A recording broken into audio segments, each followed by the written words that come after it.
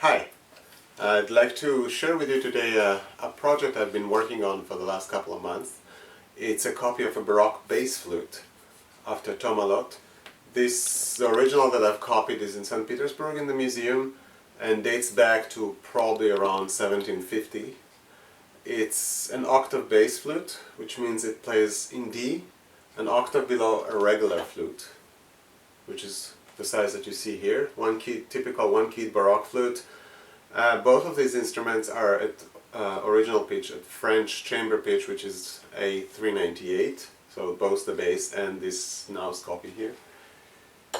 What's special about this Baroque bass flute is that they have open standing keys for the holes that you can't reach.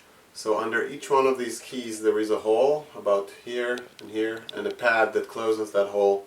So for the E, for the G, for the A, and for the C sharp we have keys. And then a regular E flat key, which is much longer than the usual E flat. We compare with this little guy, but serves the same purpose. Another feature on this instrument is what also we find on modern bass flutes is a curved head joint with an elbow in the middle. And this elbow was probably the most technically challenging for me to do for this project. And I've had a lot of help from David Kerkhoff in Holland. And we spent a couple of days together in September making this thing, just this elbow. It's made out of two half shells that are soldered this way. And they're hand-shaped on the inside and on the outside. Until they fit and also fit into the wooden parts.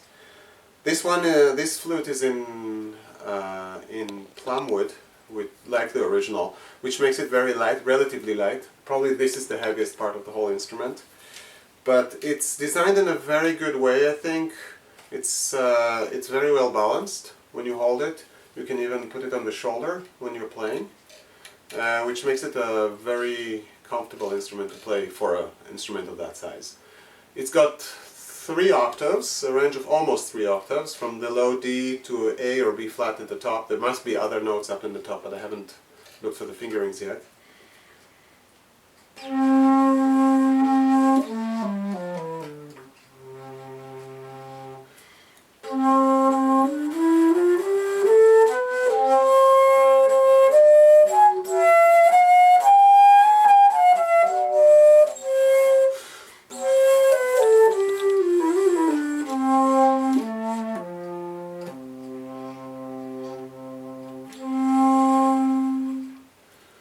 So I think that probably the richest part of the sound is in the bottom range, which is the range that you would typically use on an instrument like that, an octave below a regular flute.